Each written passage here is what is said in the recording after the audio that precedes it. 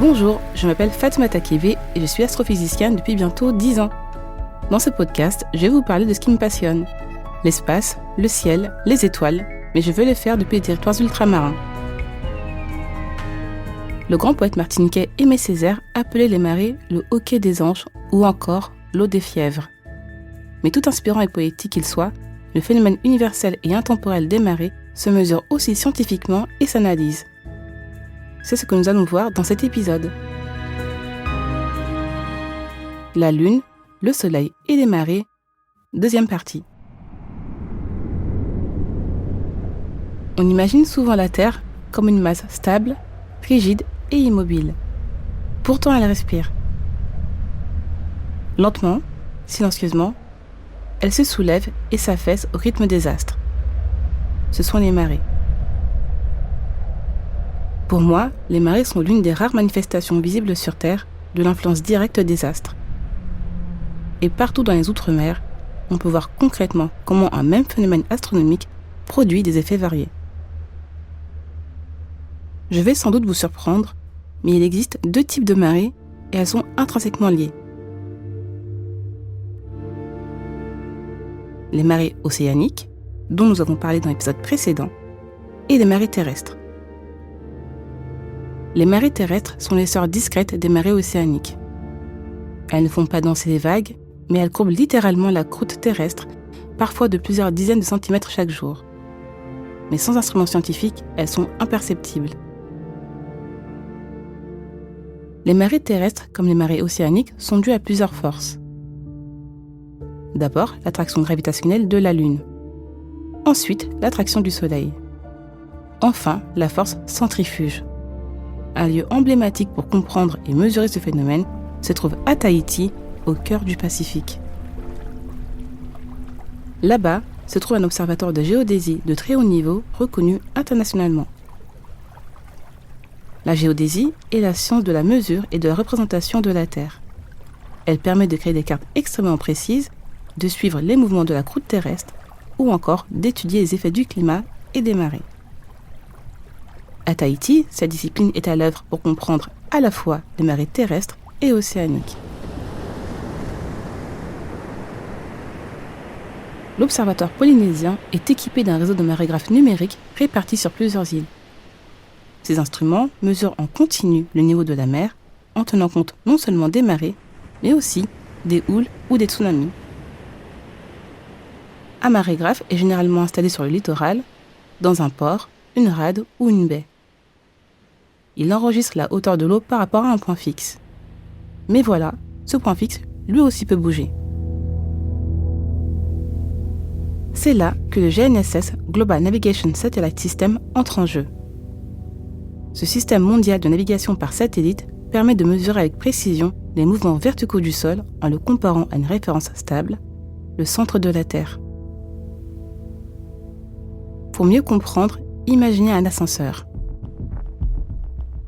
Le marégraphe mesure le niveau de l'eau par rapport au sol de la cabine de cet ascenseur. Mais si la cabine elle-même monte ou descend, les mesures deviennent trompeuses. Le GNSS agit comme un capteur extérieur qui nous dit si l'ascenseur, c'est-à-dire le sol, bouge. Grâce à ce système, on peut distinguer les mouvements du sol, liés aux marées terrestres, de ceux de la mer, liés aux marées océaniques. Parmi les différents mouvements de sol mesurés, les scientifiques repèrent les marées terrestres grâce à leur régularité. Pour mesurer les marées océaniques de manière fiable, on combine donc les données du marégraphe, qui nous donne la hauteur de l'eau, et celles du GNSS, qui fournit ces variations de hauteur du sol. Une fois la comparaison faite, on obtient la véritable variation du niveau de la mer. On exprime cette variation avec un indicateur que vous connaissez sans doute, le coefficient de marée.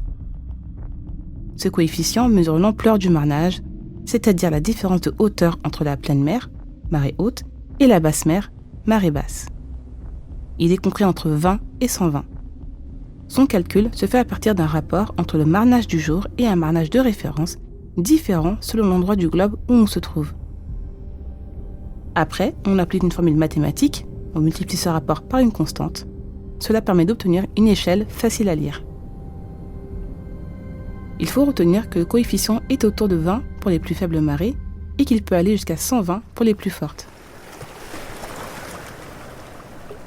Mais concrètement, qu'est-ce que cela change pour les territoires d'outre-mer ? Beaucoup de choses. Les marées ne sont pas les mêmes partout. Leur amplitude dépend de nombreux facteurs. La position géographique, la forme des côtes, la profondeur des fonds marins, mais aussi la force gravitationnelle de la Lune et du Soleil. Dans les territoires d'outre-mer, les marées prennent des formes très différentes et ont parfois des effets inattendus. Dans certaines régions, les marées sont très marquées. À Mayotte, par exemple, l'eau peut monter ou descendre de près de 4 mètres lors des grandes marées. À marée basse, une grande partie du lagon se découvre, révélant récifs, failles et paysages sous-marins habituellement cachés. En Guyane aussi, le marnage peut atteindre 3 mètres. La mer avance alors profondément dans les terres, puis se retire, laissant place à une boue argileuse qui nourrit des mangroves. Ces allers-retours d'eau influencent l'équilibre fragile entre eau douce et eau salée. En période de sécheresse, l'eau salée peut même remonter jusqu'aux nappes souterraines et menacer la ressource en eau potable. D'autres territoires, au contraire, connaissent des marées plus douces. En Guadeloupe, en Martinique ou encore en Polynésie française, l'amplitude dépasse rarement 1 mètre.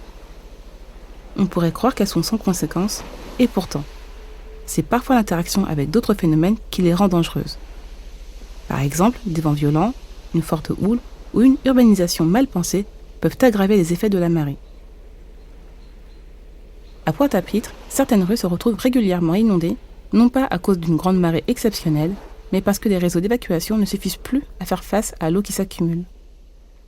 Et parfois, tous les facteurs se combinent.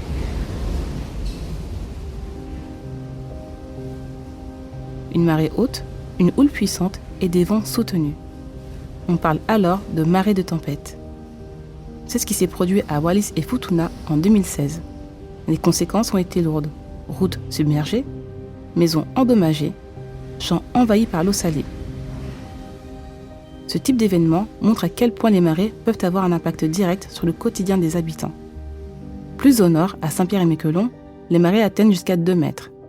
Ce territoire connaît un climat rigoureux et les marées y transforment rapidement le paysage. Les côtes sont remodelées en quelques heures, entre hauteurs rocheuses battues par la mer et vasières soudain découvertes. Enfin, à La Réunion, les marées jouent un rôle dans un autre phénomène, l'érosion des falaises. Combinées à la force des vagues et à l'instabilité du terrain, elles peuvent provoquer d'impressionnants glissements de terrain le long du littoral. Ainsi, si les marées obéissent à un cycle régulier, leurs effets sont multiples. Elles façonnent les paysages, influencent les écosystèmes et parfois compliquent la vie des habitants. Les territoires d'outre-mer, par leur diversité géographique, nous offrent une véritable palette d'exemples pour mieux comprendre ces phénomènes naturels. Observer les marées, c'est aussi apprendre à anticiper, à s'adapter et à mieux cohabiter avec la mer.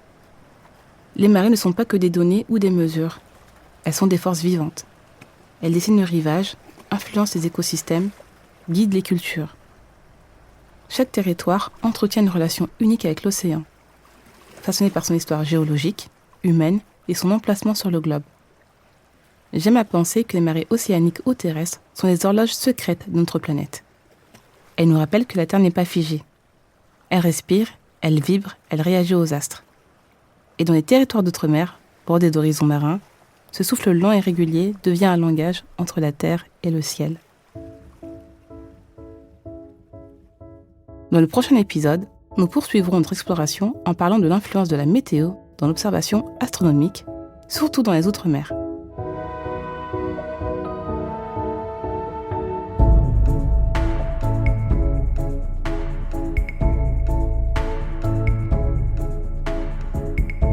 Vous venez d'écouter Sous les cieux d'outre-mer, une coproduction Initial Studio et Outre-mer La Première.